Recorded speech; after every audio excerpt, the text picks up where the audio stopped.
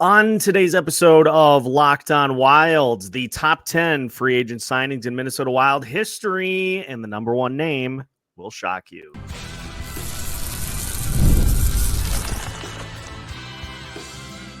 You're Locked On Wild, your daily podcast on the Minnesota Wild, part of the Locked On Podcast Network, your team every day.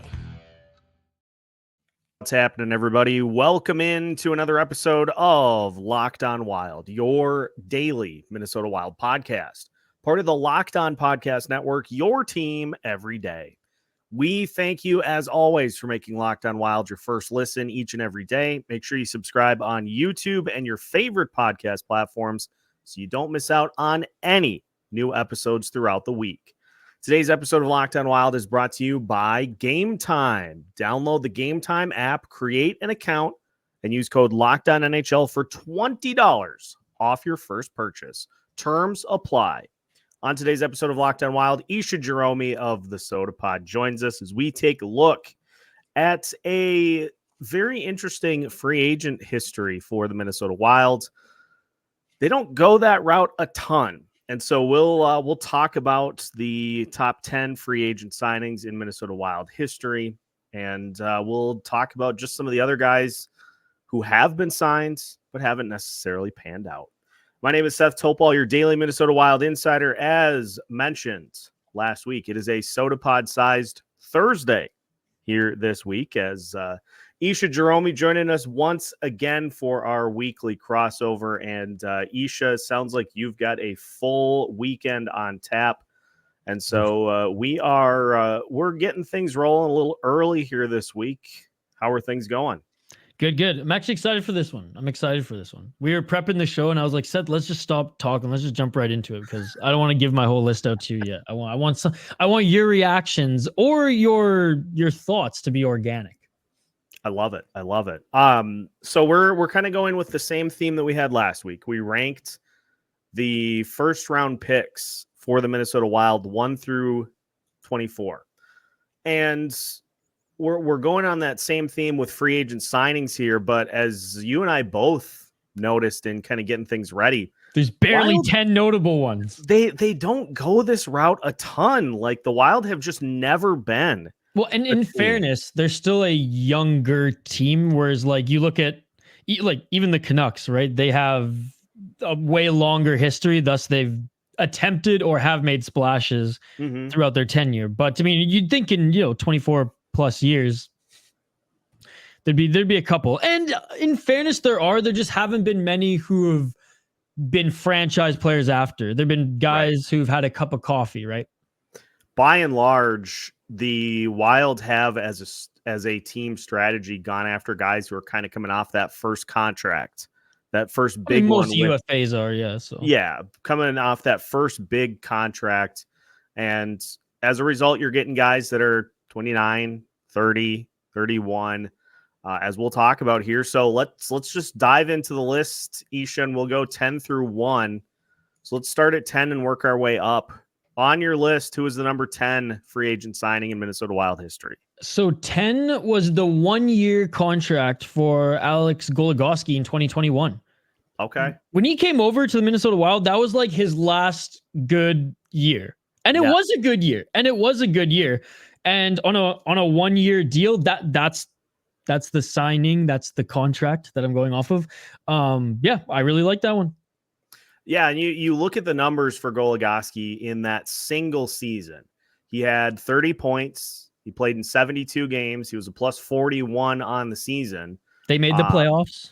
Just insane numbers. Like that was the ride, 2021, 2022, the fun, all the goals season. And he played top line minutes with Jared Spurgeon that whole season. And he was good. He was good that year as a defenseman and contributor offensively. So yeah, that's my number 10 spot.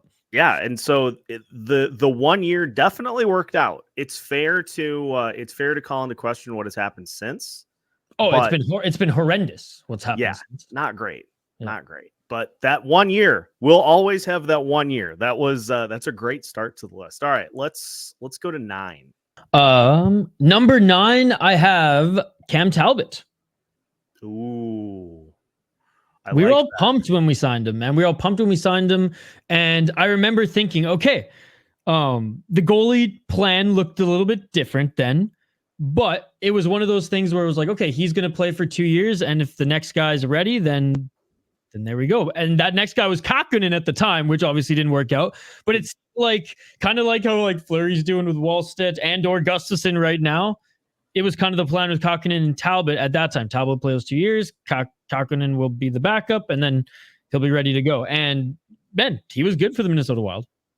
I'm really glad you brought this one up because I remember that vividly because that was kind of when I was starting to get into the hockey podcast landscape was that 2020, 2021 season.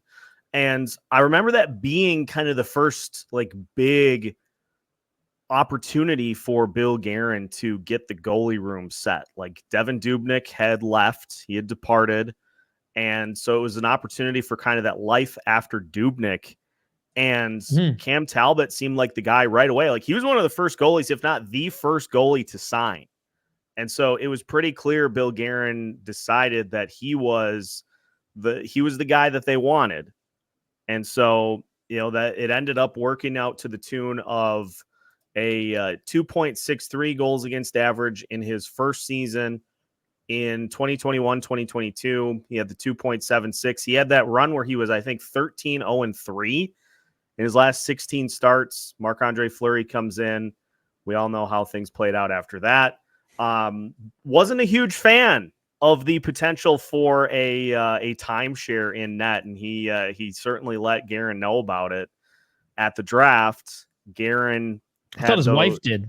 They had the infamous quote of like, I don't have to do anything about this. He's gonna be under contract for this team. He's gonna be a member of this team, whether he likes it or not. And like 2 days later, he got traded. So a good start to the tenure. Talbot obviously had a couple of fantastic seasons, but sometimes that's just how things end. So yeah, that's a great number 9. That is a great number 9 for this list. Who you got at 8? 8, I have Brian Rolston. They signed him in 2004, or actually 2005, 2006. And the first season with the Minnesota Wild, he had his best season in the National Hockey League, putting up 79 points. And in his 3 years with the Wild, 30 goal seasons every single time.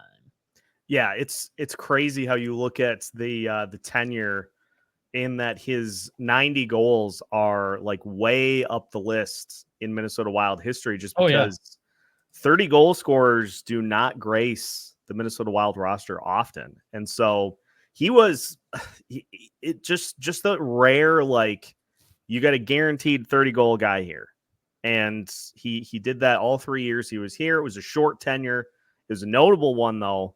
And that may end up, being one of the, like, I don't know, just one of the crazy tenures for a player is, I'm just going to go here for 3 years. I'm going to have 30 goals every season. And we're just going to go from there. That fantastic number 8 for our list here. Now we've of course got 7 through 1 to go. And so we'll continue our rankings episode of the top 10 free agents in Minnesota Wild history as we continue today's episode of Locked on Wilds after this.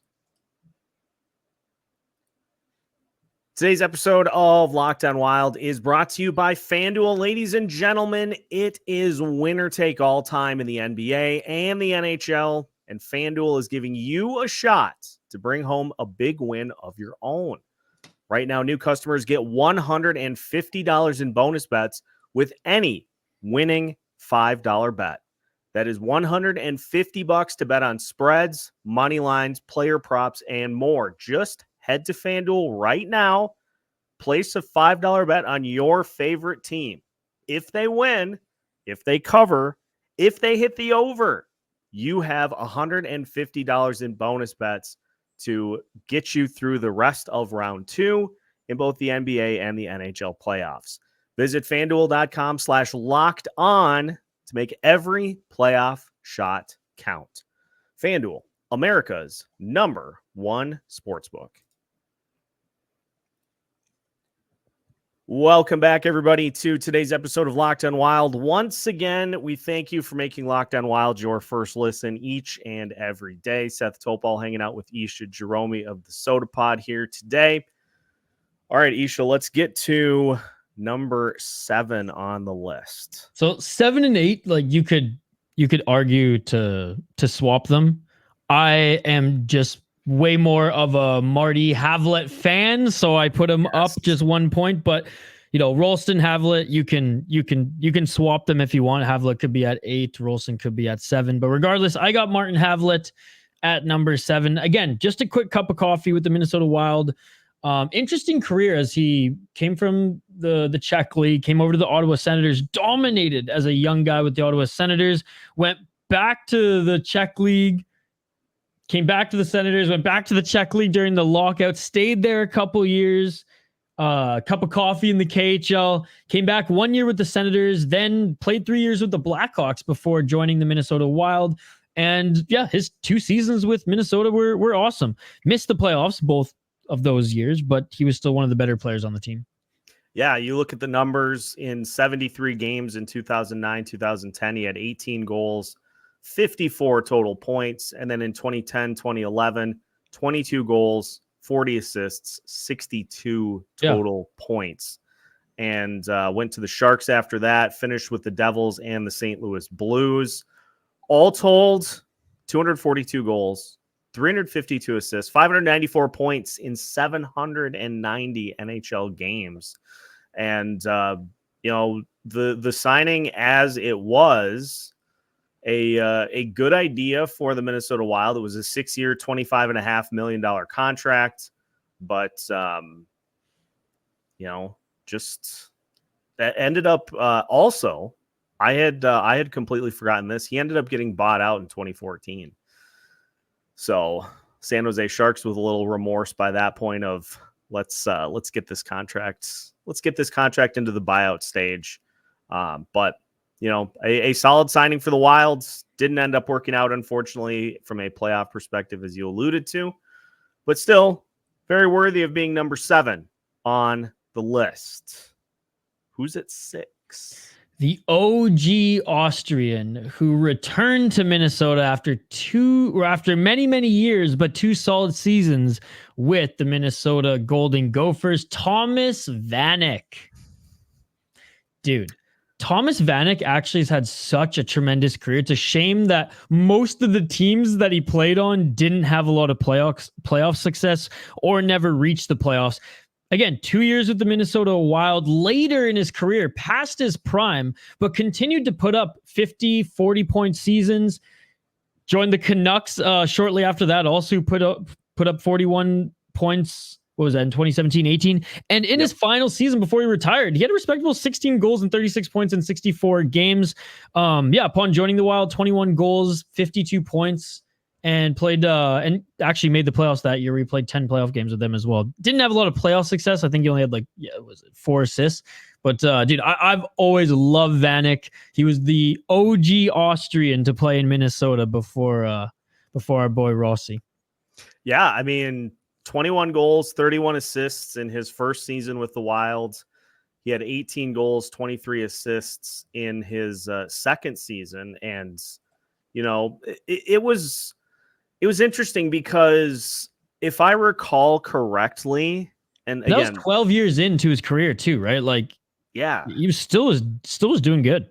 If I recall correctly, and this was kind of like I was in and out of the hockey world before obviously hosting Locked On Wild.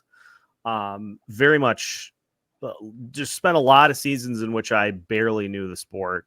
But if I recall correctly, didn't he get off to some sort of a slow start that led to people kind of eye rolling at the deal? Or am I thinking of somebody else? There have been a lot of different instances of players doing that too.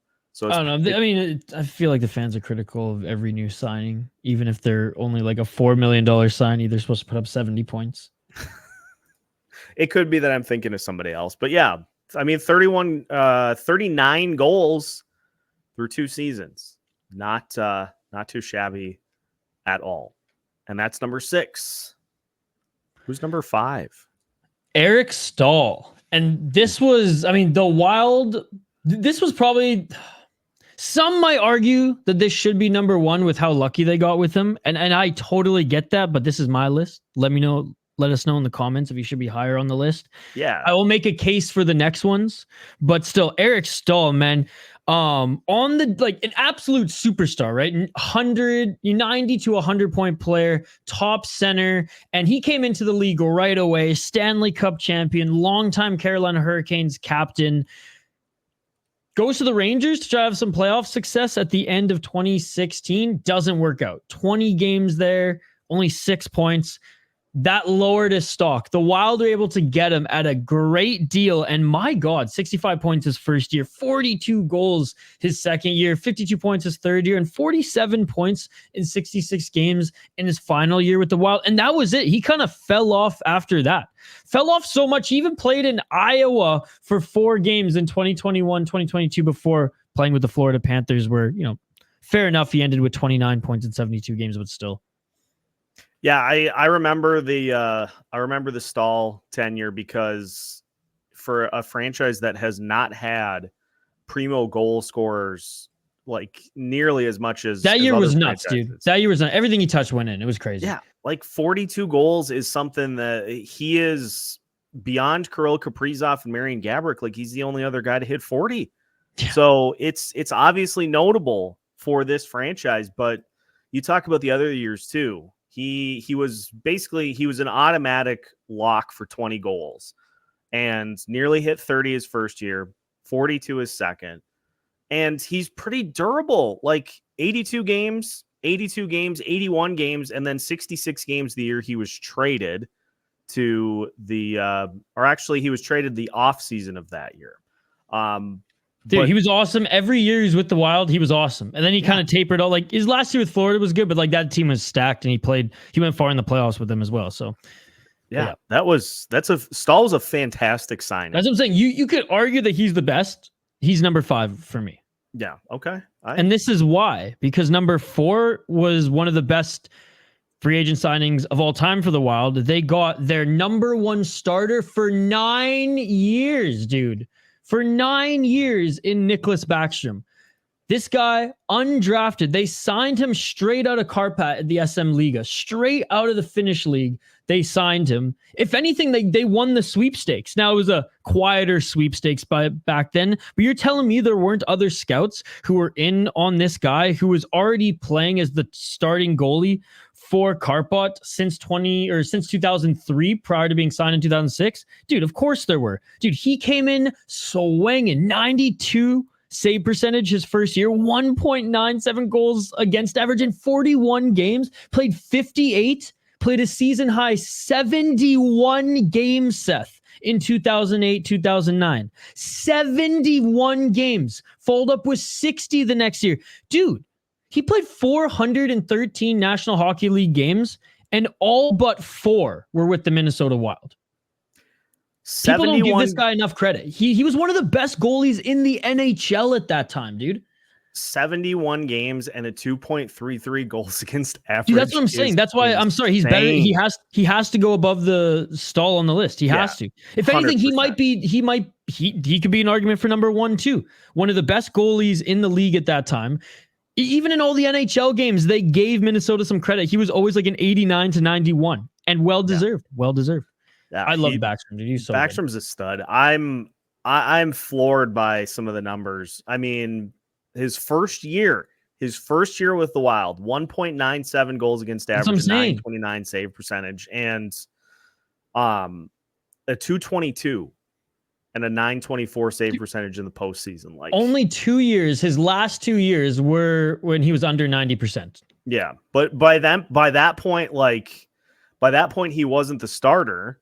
And, you know, he's playing more of that backup role. Yeah, he went from 42 starts to 21 and 19, but still, yeah, dude. The years that he was getting a majority of the starts. Absolute stud. Elite numbers. Oh, that's a great number 4. We've got 3, 2, and 1 to finish. I'm sure we're going to have some surprises here because people. There may be a bit of recency bias, but I'm going to argue for it. People listening can kind of start to formulate in their head who's left to discuss. So we'll finish with our top 10 free agent signings in Minnesota Wild history as we finish today's episode of Locked On Wild after this. Today's episode of Locked On Wild is brought to you by Game Time. Folks, the weather is getting incredibly nice. Target Field is one of the most pristine ballparks in all of Major League Baseball. And if you are somebody who, like me, enjoys casually watching baseball, you're going to want to grab some tickets to go see the Twins play at home sometime this summer. Game Time can help make that experience as stress-free as possible. Game Time gives you a bunch of elite perks, such as last-minute deals. You can save up to 60% off buying last minute for sports, concerts, comedy, theater, and more. They also give you zone deals. You can save more when you choose a section and let Game Time choose your seats. All that paired with Game Time's ticket coverage and lowest price guarantee. If you find tickets that are cheaper, Game Time will credit you 110% of the difference. Take the guesswork out of buying NBA tickets with Game Time. Download the Game Time app, create an account, and use code LOCKEDONNHL for $20 off your first purchase. Terms apply. Again, create an account and redeem code LOCKEDONNHL for $20 off. Download Game Time today. Last minute tickets, lowest price, guaranteed. Welcome back for one final segment here for today's episode of Locked On Wild. Once again, we thank you for making Locked On Wild your first listen each and every day. For your second listen today, make sure to check out our wonderful friends at the Sota Pod for a wide assortment of content throughout the week. Isha, Hoppy, Spoke Z, all holding the fort down throughout the week with Judd's Buds, Fellowship of the Rinks, as well as my weekly appearances on the Sota Pod as well. A+, top-notch, elite content from the fellows at the Sota Pod. So make sure to give them a follow. Make sure to give them your support as well. Isha, we got 3, 2, and 1 for the top 10 free agent signings in Minnesota Wild history. So let's start with number 3. Number 3, it's a package deal. It's Suter and Parise. I had to package them in one because they were everything. They were bought out at the same time. They were brought in at the same time. It's basically one entity. But if you look at Ryan Suter, he may, in my opinion, his best work was alongside Shea Weber in Nashville. I've never seen a defensive pairing alone shut down pretty much everything that Daniel and Henrik Sedin in their prime were able to do in the playoffs. It was Ryan Kessler who was able to crack the code in his line at that time. I remember that playoff series. I remember Ryan Suter just being absolutely amazing. Now, having said that, with the Minnesota Wild, he put up his best points, 51 points in 2015-16 and 51 points in 2017-2018. So, like, you can't argue that he wasn't still producing and wasn't still one of the Wild's, if not the Wild's best defenseman when he was with them, even on his way out. He had 2020, 2021 wasn't the best season for him, but before then, the season prior, 69 games played, 48 points. Like, if he would have played the full season, that would have been his best season. That's incredible stuff. So, though Zach Parise kind of regressed a lot on the Wild, he was still very serviceable. 62, seasons as high as like 62 points in 74 games, 61 points in 74 games. That was 2018 and 2015 respectively. But he wasn't that 90-point player, 80 to 90-point player that he was with the New Jersey Devils. Like, he was one of the best of the best, at one point in the mid to late, 2000s there. But to say the contract wasn't worth it, to say the Wild bringing both those guys in hindsight hurt the team, is foolish. It made the team better. It made the team competitive. Are we still dealing with it now? Yes, but most big sports contracts Hell, especially in the National Hockey League, if you make those big swings, your team's going to pay for it. The Wild aren't just unique to that. I say it all the time. The Vancouver Canucks stopped paying Roberto Luongo like last year, the year before. They were still, getting penalized for cap recapture stuff. So anyways, both of those guys, that's my number 3 spot. Yeah, and you look at where the Minnesota Wild were at that point in their franchise. They were looking for big names. And in order to get big names to come here, even those that have Minnesota ties, you have to pony up. You have to overpay to get those guys to come here. And the Wild did that. Obviously, we know how it ended. But at the time, the Wilds were in desperate need of a splash. And so they went that route. The NHL decided to punish the Wild after the contracts had been signed, well into the time that the contracts had been signed. And so it's like two sides of a coin. The signings at the time that they happened were the right move, were what was needed for this team. And there were productive seasons had by both those guys. They made the playoffs 7 times when they were with the team. It's just all that stuff that happened as the contracts unfolded is what led to the buyouts and what led to where we're currently at. So, yeah. I mean, you can't put a list together like this without having both of those guys on it. No, especially Suter, because Suter had career years with the Wild twice. 2 years, same output. Who is number 2? Number 2, and this one might be more surprising than number 1 by process of elimination now, is Ryan Hartman, man. If you look at his progression since coming over to the Minnesota Wild, them picking him up, he went from a almost failed / bust of a first round pick to a top 6 guy who can play anywhere up and down the roster, because he has played top center, he has played 4th line center. Yeah. And he's still productive. Does he take too many penalties? Does his wires cross a little too much? Yes. Okay. But in my opinion, he's a poor man's JT Miller, man. He's a poor man's JT Miller. He ain't a 100-point player. He's a 40, respectively, 35, 40-point player. Hell, he even put up 60 points that year, 34 goals. So that's the thing. He has the skill and he has that grittiness where it's just, 29 years of age still. Like he's just entering his prime. And I think it's awesome. Out of all the extensions that Billy Guerin gave out earlier this year, Hartman is one that I wanted, right? Like Foligno, I could have done without. Zuccarello, I didn't mind because of the price and the terms, not what it was before. But like Hartman's one, I'm like, okay, if you're not going to move him, invest in this guy because he can be such a valuable piece.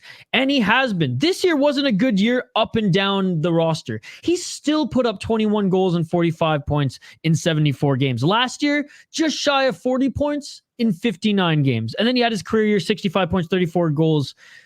And almost 100 penalty minutes, for better or for worse. Like this is a National Hockey League GM's dream, right? Yeah. You just wish his wires weren't crossed as much. But still, no. Number 2, it's Ryan Hartman, because I don't even think whether he surpasses 65 points or not, even if he just starts putting up more regular 50-point seasons, like I don't think we've seen the best of him just yet. No, I would argue that you are correct on that, because like it did not work for him in Chicago. Like it just Nashville either. And you look at the stops that he's made: Chicago, Nashville, Philadelphia. His first full year in Chicago, he was 19 goals. And it took him a little while to kind of figure it out here, or to get the opportunities to be able to become like a 20-plus goal scorer. But ever since, like these last 3 years, he has 70 goals in the last wild. 3 seasons. That's wild. Like it's not bad. 70 of his 128 career goals have come in the last 3 seasons. Dude, that's what I'm saying. 128 goals in total so far is amazing. Now, a lot of names on the board. Who makes number one? Number one is someone who I think a lot of people forget wasn't a Minnesota Wild draft pick. He was a 6th round pick to the New York Islanders. They chose not to sign him. The Minnesota Wild took a chance, and oh my God, has it paid off dearly. Jared Spurgeon is number one, Seth. Yeah, this is one too. This got me multiple times. In fact, I remember an episode that I did in which I discussed Spurgeon as, hometown draft pick and was quickly corrected on it. Like, dude, Spurgeon wasn't drafted by the Wild. He was somebody who just came in rather quietly and has put up premium seasons as a defenseman in the NHL level. One of the best defensemen or one of the best skaters who are defensemen in the National Hockey League. His positional awareness is elite. He was one of those guys in because he came into the league, 2010, 11, where there still weren't smaller guys you could take away space and not get beaten up too much. And he was one of those guys. He wouldn't get hit earlier, even though he had a little tenacity to him, played in the WHL. Man, yeah. And what's awesome is he had 2 years with Minnesota, went overseas, came back, and it wasn't even like he was a better player. He was just more of a mature player. And he just took off from there, was able to put up points, but again, was just very much defense first, which was awesome. Kind of like Brodin, though they play different styles, kind of like Brodin in that the points will come because you're involved in the play and you'll get a cup of coffee and special teams and whatnot. But your defense is what you're good at. And it didn't matter what his size was. He was so good positionally and his skating was amazing. Made the playoffs 10 out of his 14 seasons with the Minnesota Wild as well. And this year, I shouldn't even count because he only played 16 games, but still. Yeah. Yeah. It's been a good tenure for Spurgeon. Obviously captain of the team now, and the failings of the team in the postseason not tied particularly to one player. It's just kind of something that everybody wears. But 800 plus games with one team is amazing, right? It might be the end of his time here just because Faber's here. He's been injured with some major injuries. I mean, 14 season, that's amazing regardless, right? Yeah. And I think it's 16 or 17 of pro hockey, right, at the AHL and the Swiss level. So Jeez. Yeah, man, he's getting up there in age. So if he doesn't reach 1,000, because man, I don't think he's going to reach 1,000 with the Minnesota Wild. I don't think there's 200 more games, especially in a Wild sweater left. I mean, I hope he continue. I hope he gets there anyways on another team or bouncing around here towards the end of his career, but. Yeah, regardless, 800 plus games with one team is unreal. And like you said, captain, he's been a leader for this team throughout many eras, many GMs, many coaches. One thing that has been, stagnant, that has been sturdy, despite not getting out of the first round, has been Jared Spurgeon. Elite. Legendary episode with Isha Jahromi here today of the Sota Pod. Again, roast my list in the comments. Let's go. Yeah, let us know. Let me know your top 10. Write it down in the comments. We'll get a dialogue going as we typically do. You can follow Locked On Wild on all of your favorite social media platforms, all of your favorite podcast platforms, YouTube, SiriusXM, Amazon Music. You can listen on your phone, on your computer, in your car, you name it. Damn. You can find Locked On Wild everywhere. So make sure to tune in all offseason long so you don't miss out on any big Minnesota Wild news and notes. We've got you covered with new episodes every Monday through Friday as part of the Locked On Podcast Network.